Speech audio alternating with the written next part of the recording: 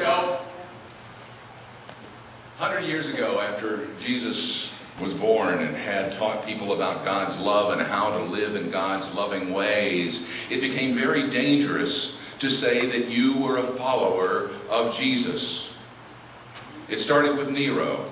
Remember last week I told you that there had been a fire in Rome, and for political reasons it was probably the choice that Nero decided, I'll just blame it on the Christians. And of course the Christians were blamed for the burning of Rome, and it was from that point on for 300 years that Christians began to be burned, began to be killed, began to be put into jail.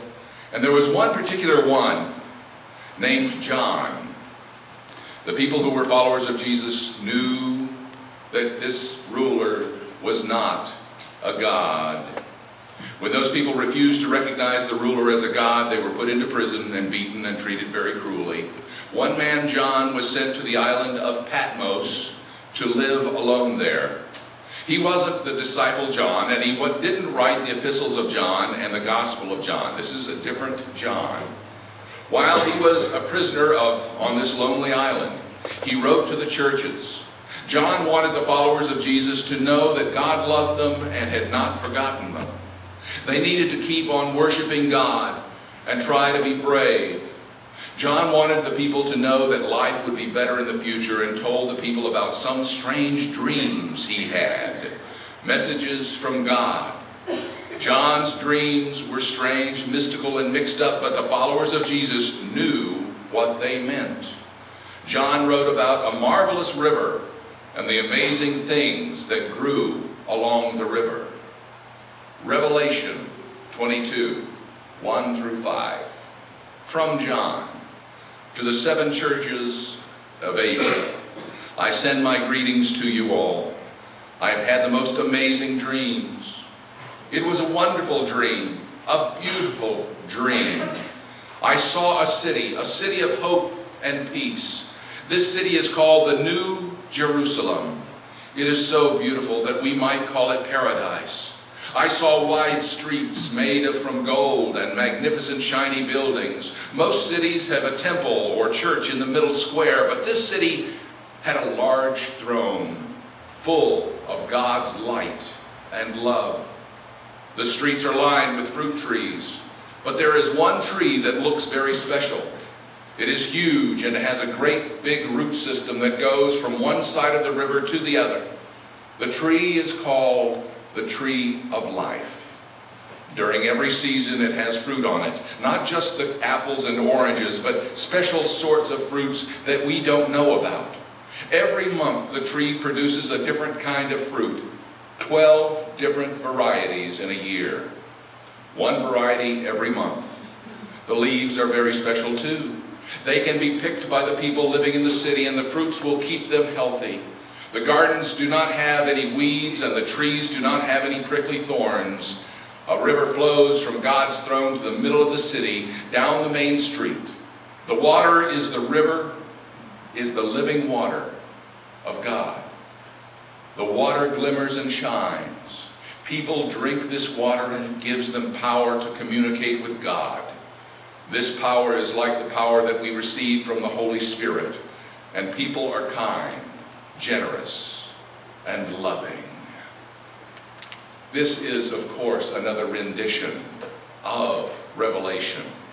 Here's the same letter written in our New Revised Standard Version of Revelation 22, 1 through 5. Then the angel showed me the river of the water of life, bright as crystal, flowing from the throne of God and of the Lamb, through the middle of the street of the city. On either side of the river is the tree of life, with its 12 kinds of fruit, producing its fruit every month, and the leaves of the tree are for healing of the nations. Nothing accursed will be found there anymore, but the throne of God and of the Lamb will be in it, and his servants will worship him. They will see his face, and his name will be on their foreheads, and there will be no more night. They need no light of lamp or sun, for the Lord God will be their light, and they will reign forever and ever. Doesn't that sound magnificent?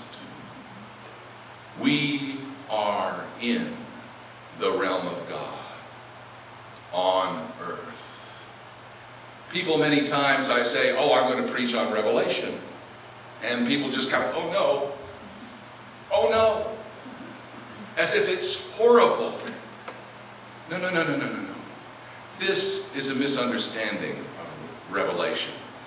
Revelation is all about this: the coming of God's realm on earth, where you're standing right now. I'm not talking about after death. It is here and now. John of Patmos was describing a world totally run by God. The river of life flowed from God down Main Street of the New Jerusalem, the new creation, through the tree of life on either side of the river. 12 varieties of fruit. Well, I have an announcement. Again, this is not meant as something that happens way off in the distance. No. This is here. This is now. Now, here. My announcement is, through experiencing the presence of Christ, Holy Spirit, and God in your life, you too can experience this new creation. You too can experience this river of the water of life in your life. How? By stop damming up the river. We have a tendency to dam up the water of life that is flowing from God in our lives. We do it naturally. We come by it honestly. We are humans. That's what we do. But our primary task is to take away that log jam. What is the thing that makes the river a river and not a pond or a lake? It flows. When it is dammed up, it becomes a pond or lake, swamp, cesspool. I am here telling you that God's love, God's water of life is flowing into our creative world now. We are actually living on and with the tree of life. We can now get fruit 365 days a year. You know it's true from all parts of the world. But we have this problem, this tendency, all of us have this tendency to dam up God's river of the water of life. Let me give you an example of how we as individuals and we as a community, any community, can dam up God's waters of life. Now I've got a handout that I would like to have handed out. If you're a couple takes one, and then if you're singleton, go ahead and just take one for yourself. I made 75. I wanted to make sure that they were spread out. I'm going to get started. There's.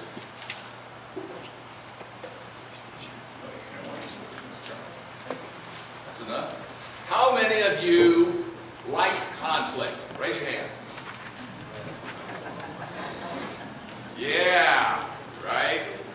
Conflict. Can't wait, right? Conflict is one of those words that we hear about and we say, oh no. It's sort of like the word revelation. We don't realize that conflict is a part of life. It's a part of life. It's always there. What happens when conflict happens well? When we deal with conflict well, what happens?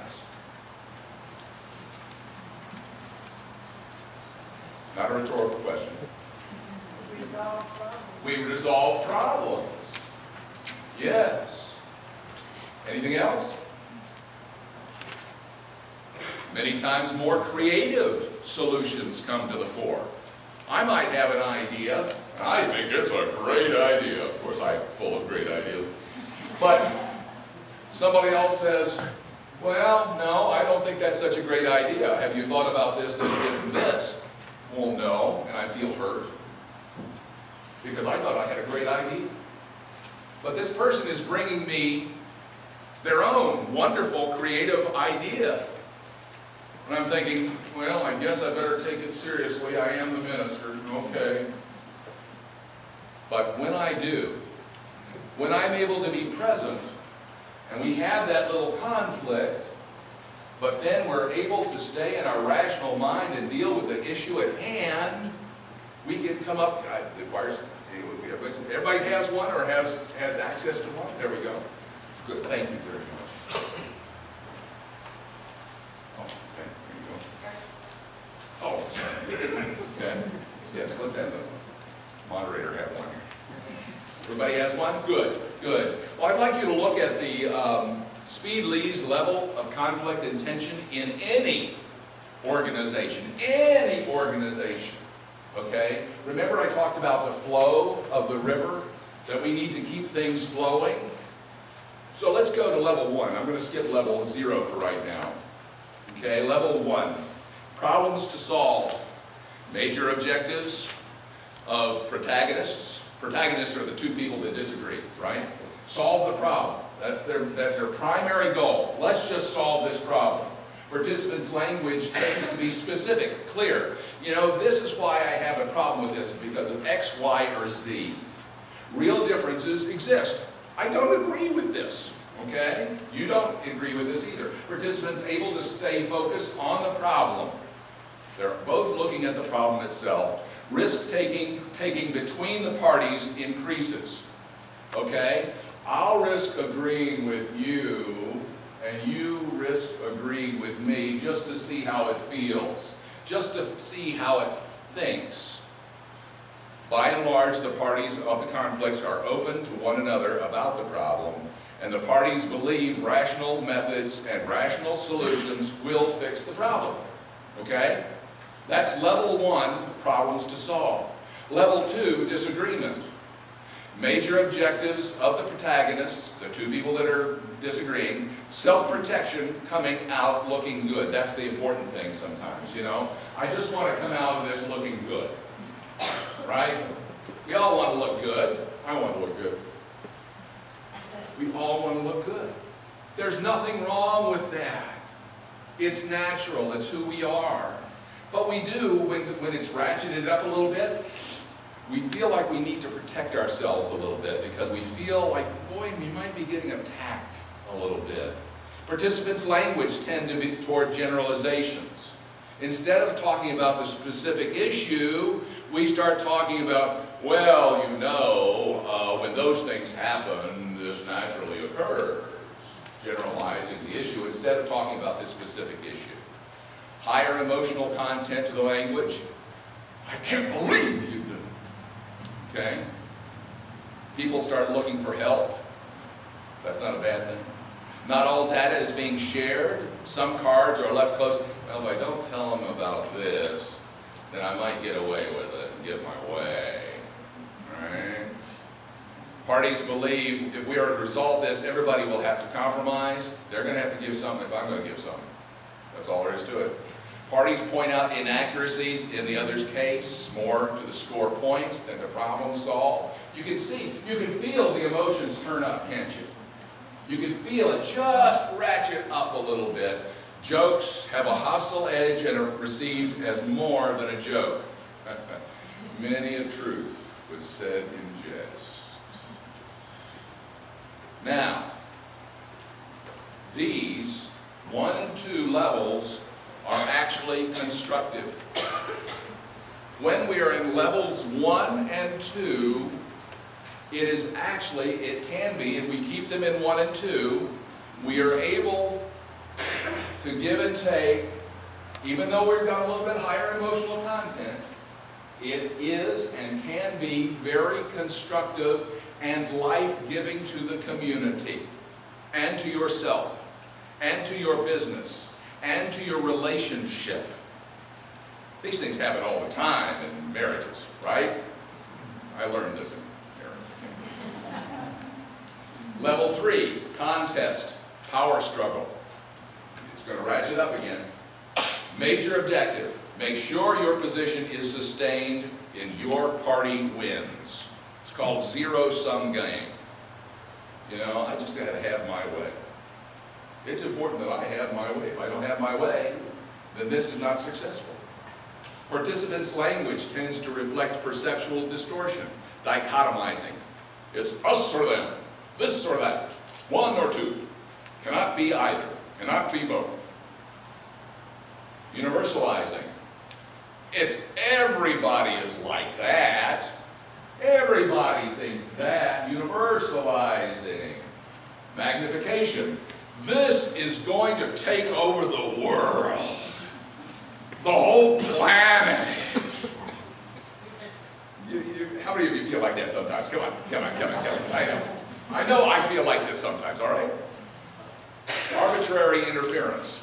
You know, it's because you sneezed today that we had that car accident. What?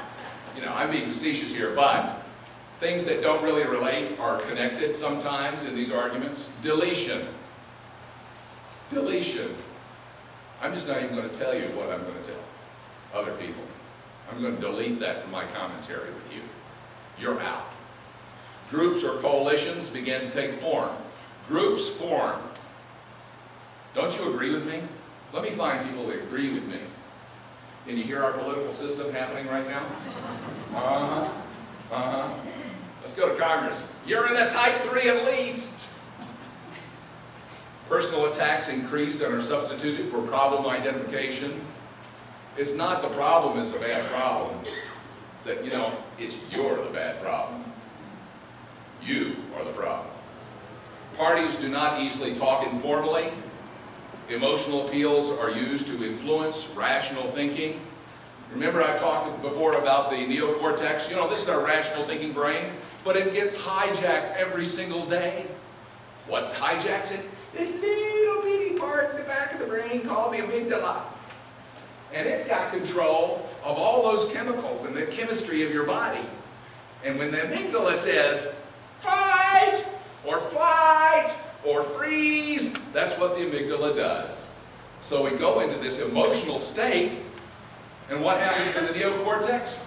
I'm starving. I have no blood. I have no way of thinking. Okay? So we don't even have a way of thinking. How many of you know an organization? It doesn't have to be this organization. Any organization has gone through some of this before. Raise your hand.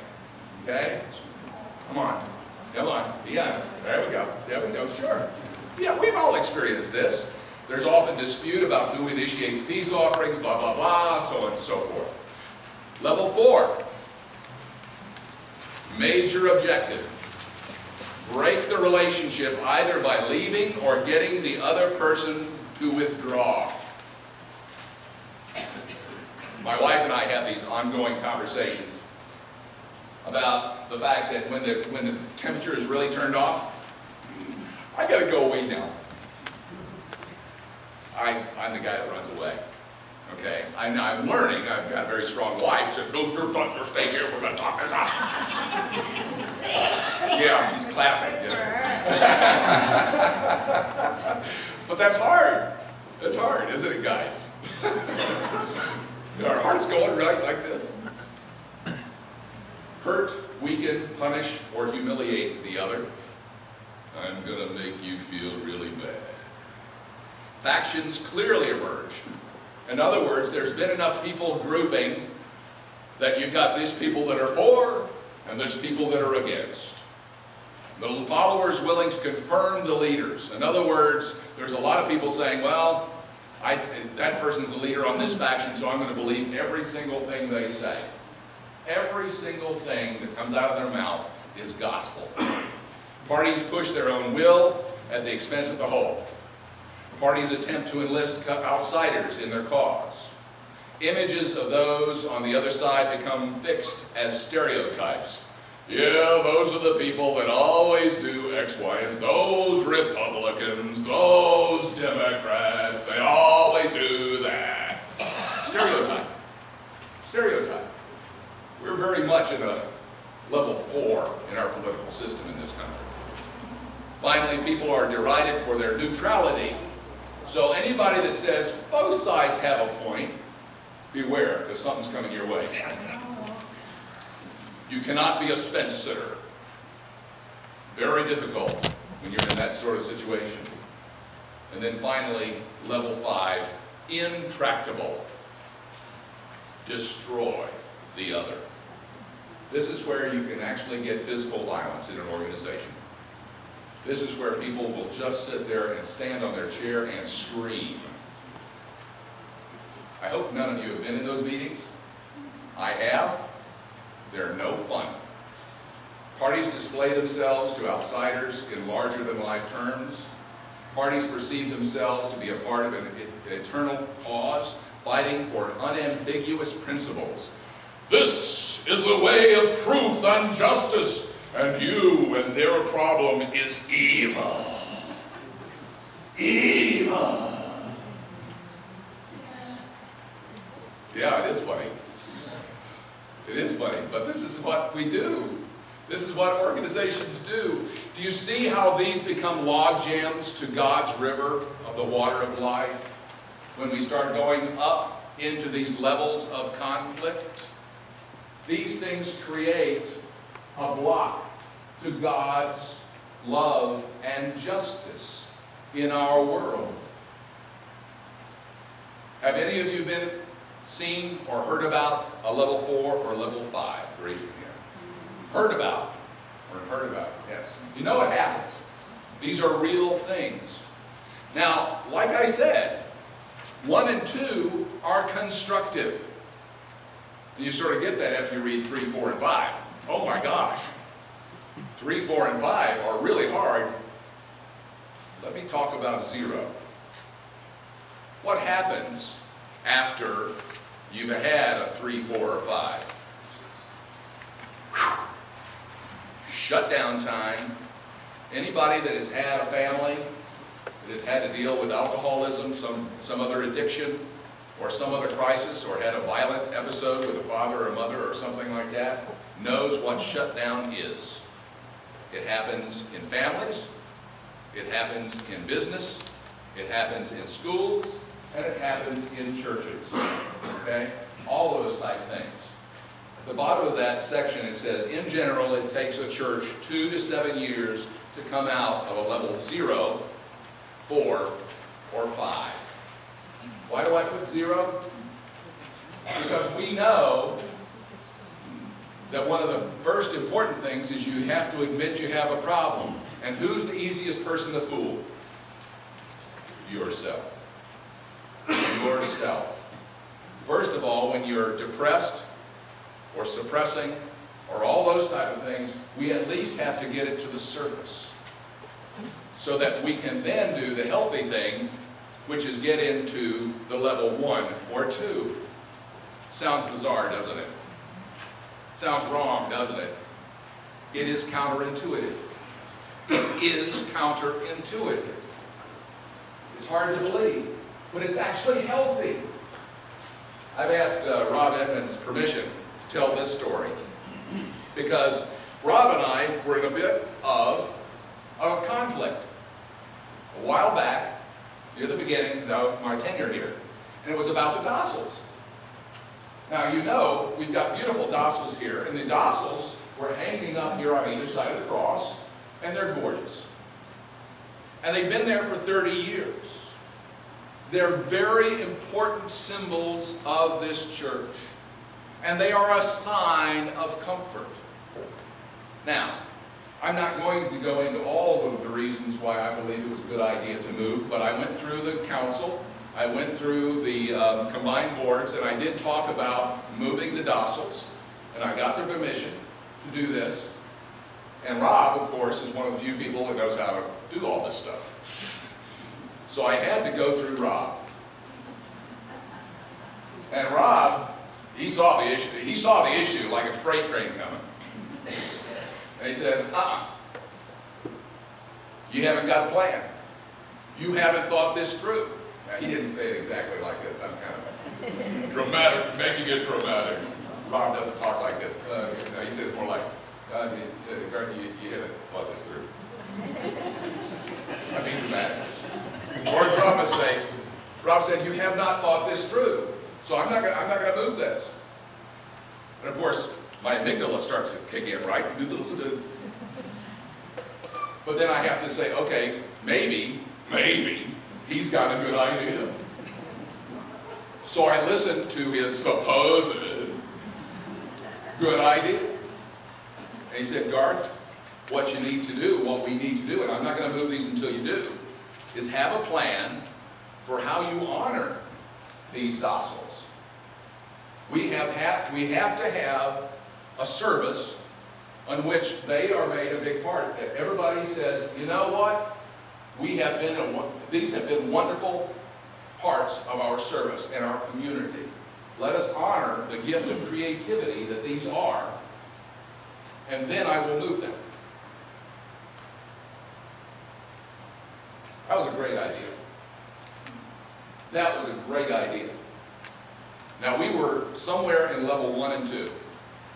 And I was going like this. 1, 2, 1, 2, 1, 2. All right? But fortunately, by the grace of God, and I'm married, I realized the other person could have a good idea, that I listened, and we had a wonderful ceremony, prompted, and then the next week they were moved. So you see, we came up with a very creative idea which opened up the sanctuary. Look at this.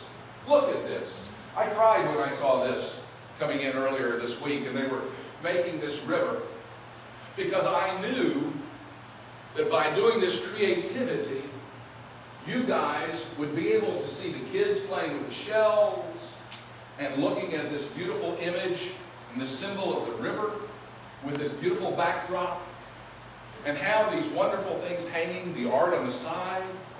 Nancy Johnson had another ministry professional in here. She talks to a lot of people in education and stuff like that. They came in the sanctuary and their breath was taken away. Okay? Literally. It's so welcoming. It says yes to the families and to the children and to people's creative spirit. And this would not have happened if Rob had not been honest and clear and said, I've got a problem, let's deal with it. Okay? So, how do we free up the river? How do we free up that river? I want you to look at the next page here. It's got these A and B with the jagged line. That is ministry, therapy, doctor, you name it, speak for there's a conflict between A and B. What's the first thing that goes in conflict? What's the first thing that leaves the building during conflict? Communication. The first thing leaves the building is communication. Okay? And it's really crucial when my wife holds me back and says, no, you're going to stay in the room and we're going to work on this. That's the only way we're going to get rid of that jagged line in between there. Because what happens in the second one, A and B, and then you see that big smiley face with beliefs, assumptions, interpretations, and conclusions, that is the gulf that opens up between the people if the communication does not happen again. The longer we go away from communicating, the wider that gulf and the more difficult it happens. What happens in 3? Still got the jagged line, they're still not communicating, and all of a sudden, A is starting to talk to C, is starting to talk to D, is starting to talk to E. What is this? Anybody knows what that is? When they do that? When we do that, we all do it. Triangulation.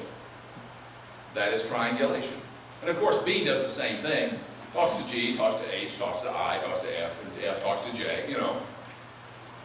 And then what happens is we start moving into level 3, conflict. Because we're starting to form factions. Okay? And all of a sudden, people are agreeing with me that I triangulated with. Yeah, that sounds like a big problem. Blah, blah, blah, blah, blah. So I feel even better about myself. Oh, yeah, I guess I'm right. this is our political system. Republicans are talking to one another. Democrats are talking to one another. And they concretize, they make solid, and it moves into level 4 before you know it. And people are throwing things. Okay? Turn the page. You see this? It's meant to be a geyser. I'm sorry, you might look like a bad mustache or something. It's meant to be a, so you've got this problem, and then the more pressure you put on that problem, eventually the geyser of the problem shoots up. And who does it fall on? The leaders and those most vulnerable in the community. Those most vulnerable in the community get hit. What's the solution? What's the good news?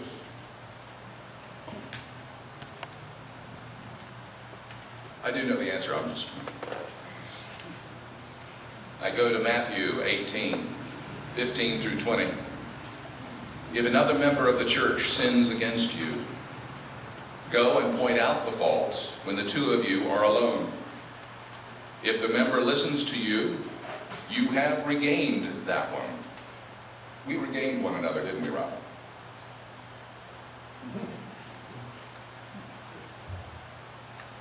That's beautiful. But if you are not listened to, if I had not listened to Rob, take one or two others along with you, so that every word may be confirmed by the evidence of 2 or 3 witnesses. If the members refuses to listen to them, tell it to the church, and so on and so forth. What is this?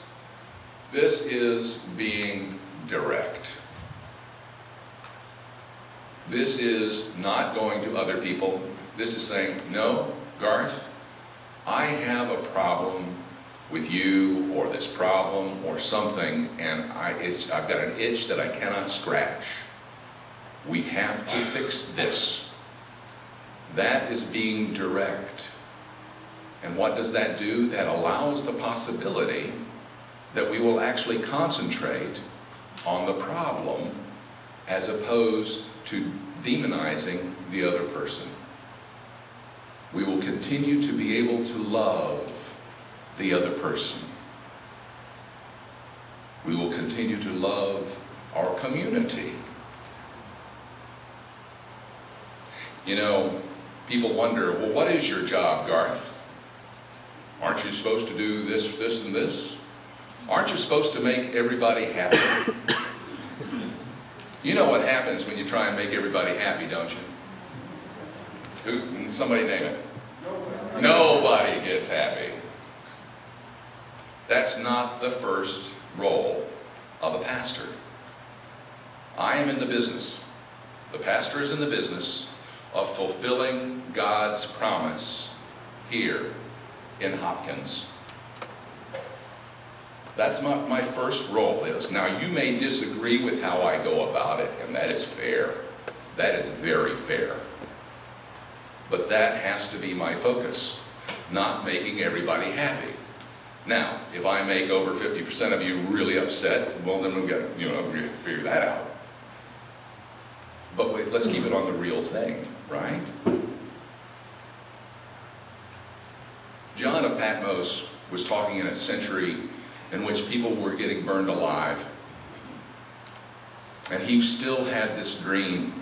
He was in the middle of the earth burning, okay? This was not about the future, this was about the present. And Jesus' presence on this earth was the coming of the New Jerusalem. Being able to be direct and loving. Love your enemies.